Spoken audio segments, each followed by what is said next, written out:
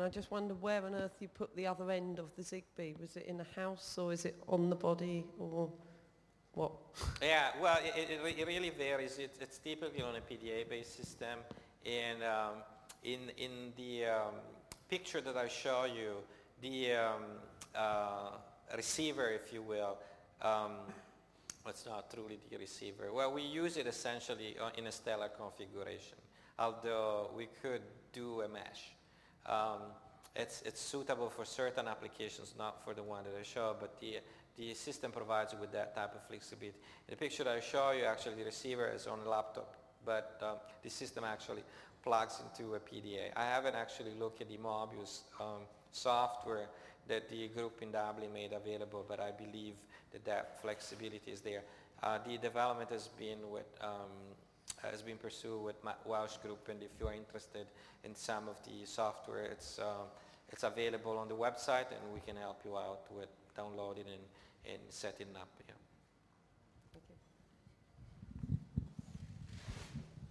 Yes, Mark Rossi from Finland.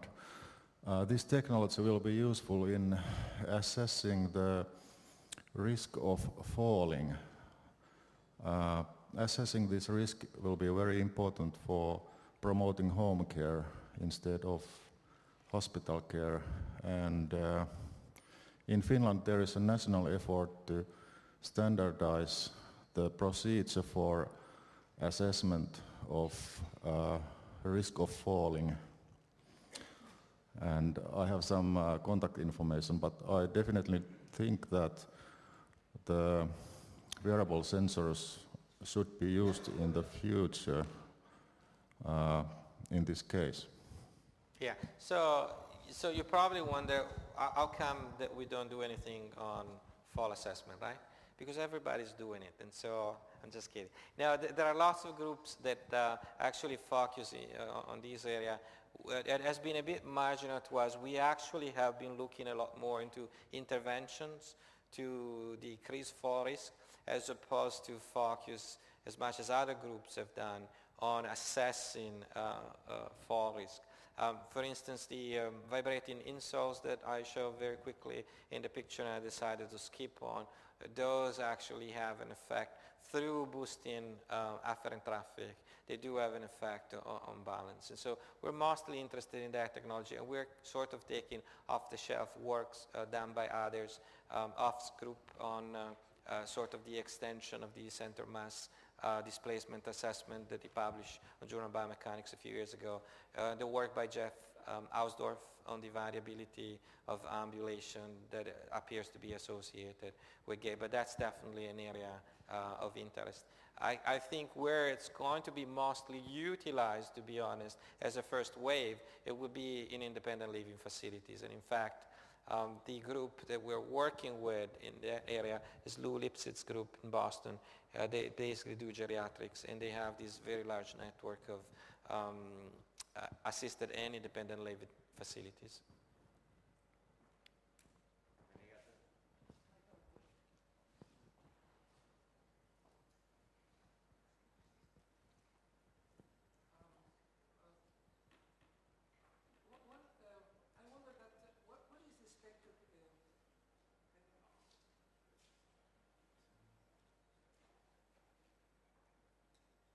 You want this?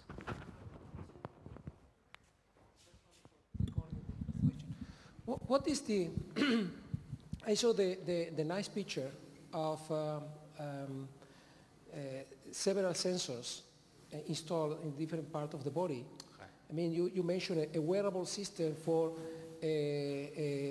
continuous detecting in the daily life activities. I mean, I think it's continuous detection.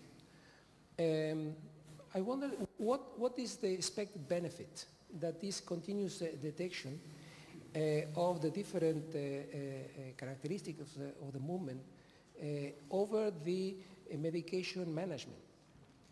Because this could be the benefit of using this wearable system. Yeah, absolutely. So this is actually something that I'm glad you brought up. And I wish you happen to work for a funding agency in the US, because that's an application that we just submitted. So we want to do a large clinical study in the US, and we're approaching agencies that actually support the translational type of work, where we're taking multiple centers in Boston, and we're actually trying to do a comparison in terms of management of medications in patients with and without wearable technology. What we are doing right now, before we launch that project, is to assess whether we're utilizing the right technology. As I mentioned before, we're very opportunistic, quote unquote, in terms of, we use what appears to be best for each clinical application. If it happened to be actual continuous monitoring over very long periods of time, we would prefer to use an e-textile type of solution, like an e-textile type of solution. So we would want to do garment type of things. But in Parkinson's, it's actually sufficient to do monitoring over a few days, periodically, every month or so, right? And so we see the use of wireless straps as very convenient in that regard, because you don't need to have a special garment, it's quick on and off, etc. And it turns out that, at least from the data that we gathered so far, it appears that it's sufficient to use 2 units. And the reason is because there is always one side of the body that's more affected than the other ones. And so there is more severity on one side of the body. So let's say my left-hand side of the body is the one that's mostly affected. So we put a unit on the wrist and one on the ankle. And that appears actually to be enough to get to about a 10-15% prediction error. And that's what you actually do clinically at this point in time through observations of the patients.